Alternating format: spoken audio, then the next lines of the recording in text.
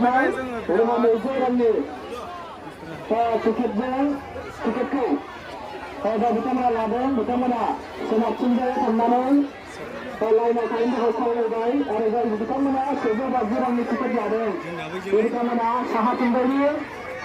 गेटआवनो line थानो थाखाय खावलायहरनाय जाबाय। नायगिरि बिथांमोननिसिम गले गले खावलायहरनाय जाय बिथांमोना 100 रांनि टिकेटखौ लानाय जादों बे बिथांमोनहा सोनाबथिंजायनि गेटथिं लाइनाव थाहैनो थाखाय खावलायहरबाय सफैबाय आरो जाय बिथांमोना 150 रांनि टिकेट लादों बे बिथांमोना जोंना साहाथिंजायनि गेटआवनो लाइन थानो थाखाय खावलायहरनाय जाबाय। जोंना एन्ट्रिया आलदा थारमाने जोंहा 200नि टिकेटखौ लादों नालाय जोंना एन्ट्रिया एसे आलदा खिन्थु लामाया लाजाया हाबनायनि लामाया बिराद दै जानानै थाजोब्बाय।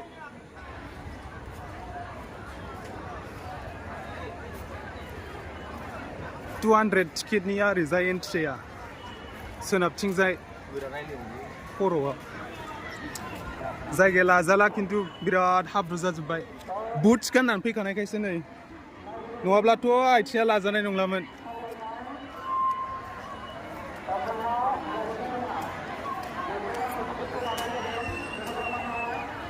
जोङो दा हाबनोसै 200 रांनि टिकेट लाखानाय नालाय जोंनिया एन्ट्रिया एसे आलदा जायो खर'जों ओरैजाय बिराद फिरखा ओरैबो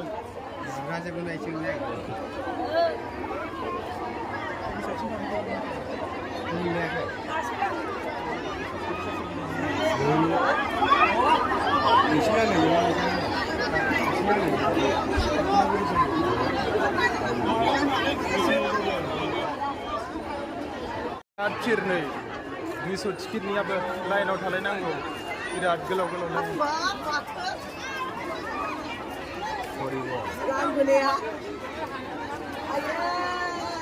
हाबखानोसै ने दा नङाबा जानाय नङाना पर्दायाबो ओइनो गोजौआव खोबग्रा गैला दहाय अखा हानानै गोरोमनाया गोजौआव खोबग्रा गैला दा अखा हाबावबा गैला। लोगोफोर बिराद खस्थ' नै आयु नै जाहैबाय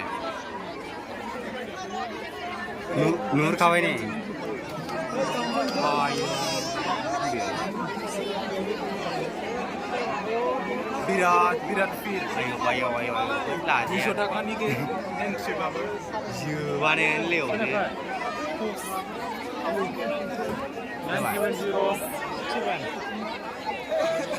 बोथोरा बिराद मोजां जाबाय नै जानायालाय नुसिगोन बायदि मोनबाय आं दिनै बिराद बोरैबा नुयो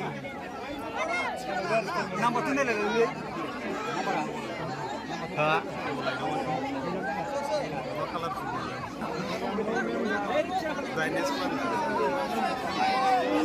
नै बिराद खस्थ' लामाया मोनजोबनोसै नायसिनांगौ बिदिनो फैसा गारै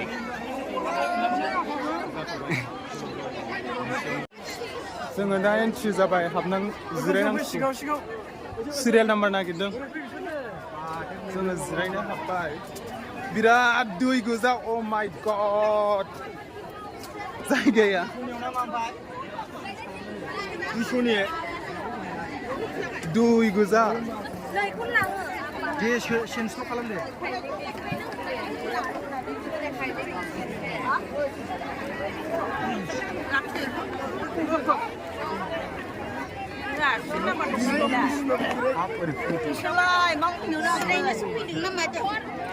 नागिरदों मोनबाय नों सिरियाल नागिरदों नामा? नागिराखै जोङो जायगाया मोजांखौनो मोनबाय गोरान रानाव दै गैया आरो जों जिरायनाय जायगायाव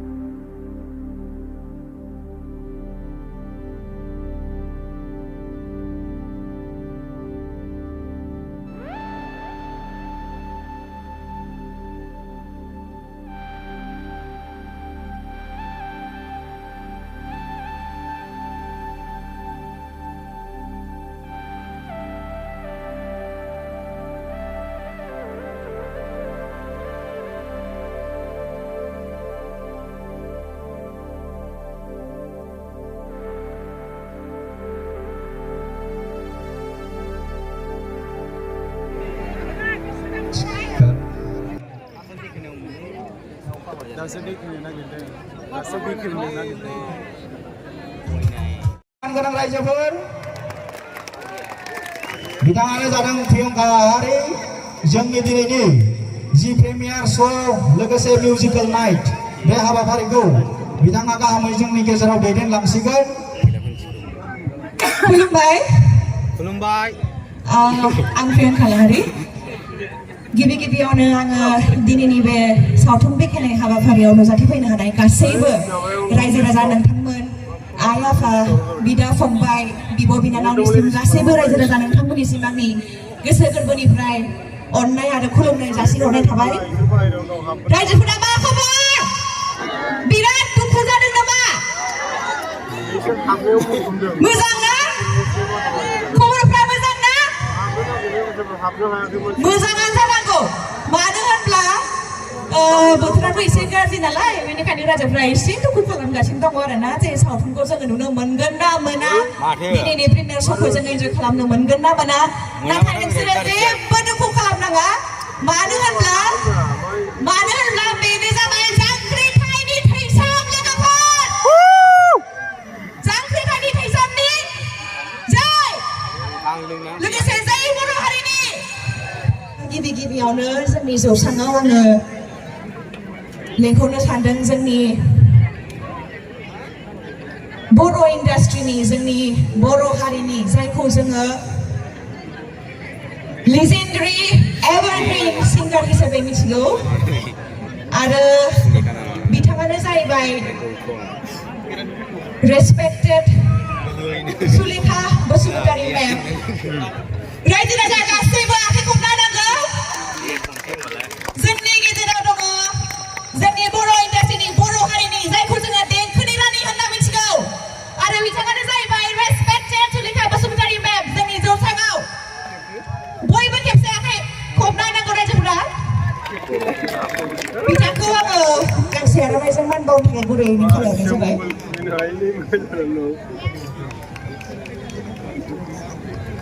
थेंक इउ जाय बिथाङानो जाहैबाय Director of Jangkhritaini Thwisam, please welcome on the stage Mr. Pankaj Lahari. बयबो आखाइ खबनांगौ रायजोफोरा नै बिथाङानो जाहैबाय दिनैनि सावथुननि डिरेक्टर बेनो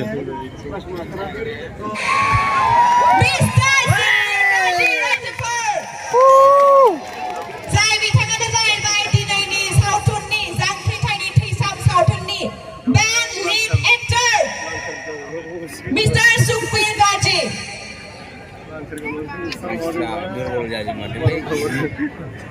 मा जाखो रायजोफोरा आखाइ खबनो बावबाय नामा ना गल'ल'सो नायबाय थाखो जोंनि जौसाङाव आङो मान बावनो थाखाय गुरैनो खावलायहरगोन आरो बिथाङानो जाहैबाय most handsome talented actor of our Bodo industry Mr. Lingsar Basumatary please welcome on the stage Mr. Lingsar Basumatary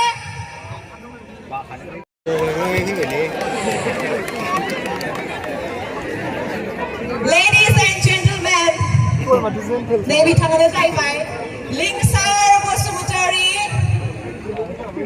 आखाइ खबनांगौ रायजोफ्रा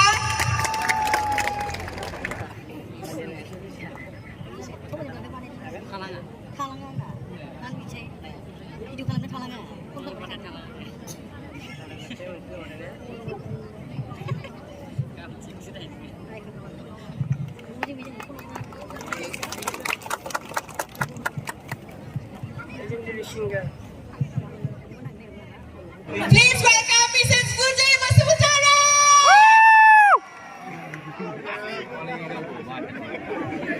Mrs. Fuji Basumatary रायजोफोर बयनिबो फेभरेट जोंनि बर' इन्डास्ट्रिनि बर' हारिनि फावखुंग्रि मुंदांखा फावखुंग्रि जोंनि जौसाङाव Please welcome बिथांखौबो आङो गांसे आर'नाइजों मान बावनो थाखाय गुरैयैनो खावलायहरनाय जाबाय बयबो आखाइखौ हमना होनांगौ रायजो राजाफोरा Thank you.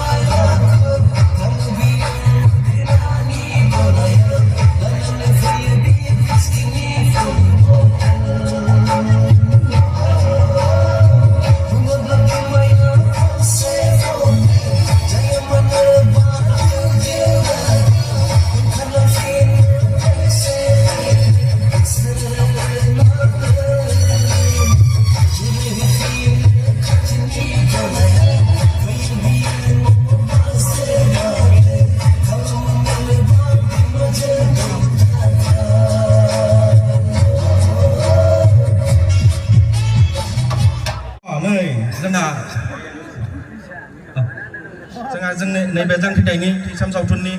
गुबै एक्टिं खालामनाय फिमेल एक्टर मनालिसा हाज'वारि बिथाङा दासो सफैदों बिथांखौ आङो प्रडाक्शन हाउसनिफ्राय गांसे आर'नाइजों बरायनो थाखाय गुरै खावलायहरनाय जाबाय गोख्रै लाबो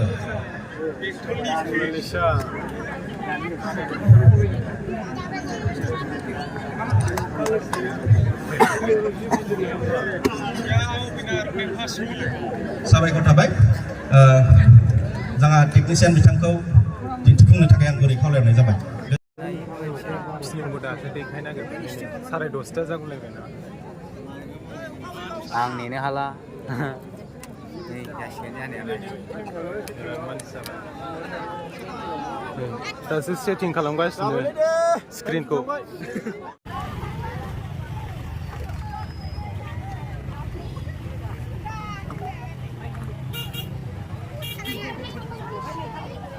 जोब्बाय थांनोसै बिराद